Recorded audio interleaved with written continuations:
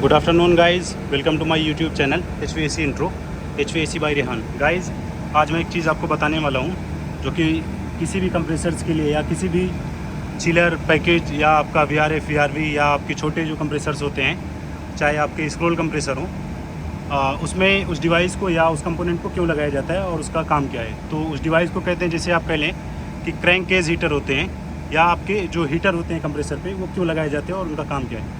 सबसे पहले मैं आपको दिखा दूं, यहाँ पे देखें हमारे पास 3 कंप्रेसर हैं। यहाँ पे कंप्रेसर 1, 2 और 3, यहाँ से कंप्रेसर 1, 2, 3 कह लें आप। तो इसमें देखें यहाँ पे बॉटम पे, यहाँ पे ये देखिए इसका हीटर यहाँ पे लगा हुआ है और इसे लगाया क्यों जाता है। यहाँ पे भी देखिए इस कंप्रेसर के ऊपर भी लगा हुआ है और एक मैंने निकाला है अभी यहाँ पे, ये देखिए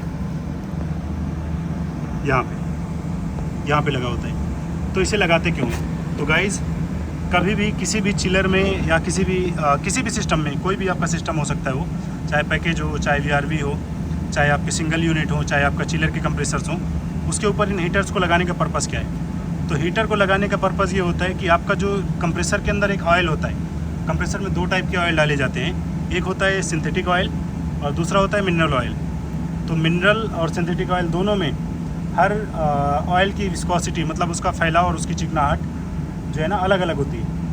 वो बेस्ड ऑन होता है, मतलब वो डिपेंड करता है कि आपकी किस कंप्रेसर में कितने विस्कोसिटी का ऑयल डाला जाएगा और उसकी लुब्रिकेशन कितनी अच्छी होनी चाहिए, उस हिसाब से डाला जाता है। और ये गैस के साथ भी होता है। तो गाइज़, अलग अलग रेफ्रिजरेंट में, जैसे कि 410, 134A और आपकी जो दूसरे गैसेज हैं, उसमें आपकी सिंथेटिक ऑयल पड़ते हैं। और जो आपका R22 हो गया, R22 ले लें, R12 ले लें, R12 तो बंद हो गया, R22, उसके साथ आपका मिनरल ऑयल पड़ता है। तो ये हीटर लगाने का पर्पज़ मैं आपको बता दूं। सबसे पहले देखें, ये हीटर आप कभी भी देखेंगे हमेशा इस तरह से बॉटम में, कंप्रेसर के बॉटम पे लगा हुआ आपको मिलेगा। सबसे पहले ये बॉटम पे लगा हुआ मिलेगा। और दूसरा, जो क्रैंक केस हीटर होते हैं वो क्या करते हैं, बॉडी के साथ, जैसे कि ये कंप्रेसर है आपका, इसके कंप्रेसर के साथ बॉडी के साथ ऐसे लपेटे हुए मिलते हैं। जो आपके, क्योंकि स्क्रॉल कंप्रेसर आपका क्या होता है, वो ऐसा गोल गोल होता है।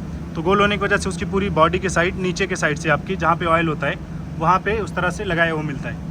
तो हीटर इसलिए लगाते हैं क्योंकि इसके अंदर जो ऑयल रन करता है, अगर ऑयल का टेम्परेचर ज़्यादा ड्रॉप हो जाएगा तो ऑयल जमना स्टार्ट कर देता है। ऑयल जमता तो पूरी तरह नहीं है, लेकिन वो काफ़ी मोटा हो जाता है। तो जिसकी वजह से अगर ये हीटर चल रहा होगा तो ऑयल का टेम्परेचर थोड़ा नॉर्मल होता है, जिसकी वजह से वो क्या करता है, कंप्रेसर के अंदर जितने भी उसके, चाहे पिस्टन हो, चाहे उसकी रीड हो, चाहे उसका स्टेटर हो, जितने भी यानी वाइंडिंग को छोड़ के जितने भी उसके रोटेटिंग कंपोनेंट्स हैं, मतलब जो घूमने वाली उसके अंदर कंपोनेंट लगे हुए हैं, उनको सबको लुब्रिकेट करता रहे। मतलब उसके अंदर ऑयल जाता रहता है, जिसकी वजह से वो स्मूथली रन करते हैं, आराम से चलते हैं और उसमें ना कोई साउंड होता है और ना ही फिर उनके टूटने के चांसेस होते हैं। तो ये हीटर इसलिए लगाते हैं इसमें क्योंकि उसकी लुब्रिकेशन को प्रॉपर रखने के लिए और ऑयल का टेम्परेचर मेंटेन करने के लिए हीटर को लगाया जाता है। और आपके माइंड में एक क्वेश्चन आ रहा होगा कि हीटर अगर ना लगे तो क्या होगा।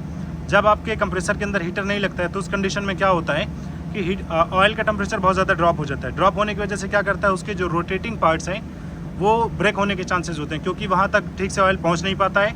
और अगर ऑयल गड्ढा रहेगा, मतलब गाढ़ा रहेगा या थोड़ा सा मोटा आप कह लें, तो उस कंडीशन में क्या होता है, वो ठीक से लुब्रिकेशन नहीं कर पाता है, जिसकी वजह से आपके कंप्रेसर में प्रॉब्लम आ सकती है। तो गाइज़, कभी भी चाहे आपके जो भी कंप्रेसर हो, कंप्रेसर का टाइप कुछ भी हो सकता है, तो किसी भी कंप्रेसर में आप हीटर बहुत ही इंपॉर्टेंट कंपोनेंट है और उसे कभी भी नहीं निकालना चाहिए। और हमेशा हीटर की लोकेशन हमेशा बॉटम की तरफ होती है, जहाँ पे ऑयल अच्छी तरीके से मतलब मिल रहा हो, यहाँ पे ऑयल का लेवल अच्छा है तो यहाँ पे इसको लगाया गया है। तो ये ऑयल, ये आपके जो है ना हीटर 2 टाइप के होते हैं, एक होता है क्रैंकेज हीटर और दूसरा ये हीटर होता है, ठीक है। तो और एक चीज़ और मैं आपको बता दूँ कि किसी भी हीटर को लगाने की जो पोजीशन होगी, हमेशा वो कंप्रेसर का जो आपका NC पॉइंट होगा, मतलब नॉर्मली क्लोज पॉइंट, वहाँ पे हीटर को लगाया जाता है, चाहे उसका कॉन्टेक्टर हो और चाहे उसकी कमांड हो हीटर की, कंप्रेसर की। NO पे नहीं लगाते हैं उसको, क्योंकि NO जब NC बनता है तो उस कंडीशन में क्या होगा, अगर आपने NO पे लगाया तो NC कंप्रेसर के साथ अगर हीटर भी चलेगा ना, तो उस कंडीशन में क्या होता है, ऑयल को कंटिन्यू गर्म करता रहेगा, जिसकी वजह से आपके कंप्रेसर का वाइंडिंग का टेम्परेचर बढ़ सकता है और आपका कंप्रेसर ख़राब हो सकता है। और दूसरी भी वजह है कि ऑयल गर्म नहीं होना चाहिए जिस टाइम पे, या हीटर सेम टाइम पे नहीं चलना चाहिए, लोड का भी इशू हो सकता है। तो इस वजह से हीटर को कभी भी आपको NC पॉइंट पे लगाना है। जिस टाइम पे NC कंप्रेसर जब आपका स्टार्ट होगा तो वो NC पॉइंट NO हो जाता है। तो NC पॉइंट पे जब आप कंप्रेसर को लगाते हैं तो कंप्रेसर बंद होने के बाद नॉर्मली क्लोज पोजीशन पे जब आपका कॉन्टेक्टर आएगा या ब्रेकर जो भी लगाया है आपने या ऑक्सिलरी, तो उससे उसके पावर आ जाती है हीटर की, और हीटर की पावर आने के बाद हीटर स्टार्ट हो जाता है और अपना काम करता रहता है। तो गाइस कभी भी हीटर को डायरेक्टली हल्के में ना लें। कई सारे कंप्रेसर्स के फेल होने की या ग्राउंड होने की या उसके मूविंग पार्ट्स टूटने की एक बहुत बड़ा रीज़न आपका हीटर भी होता है। तो गाइज़ अगर अभी तक आपने मेरे चैनल को सब्सक्राइब नहीं किया तो काइंडली इसको सब्सक्राइब करें, अपने दोस्तों के साथ शेयर करें, और मैं फ्यूचर में भी इस तरह की वीडियोज़ बनाता रहूँगा। Thank you.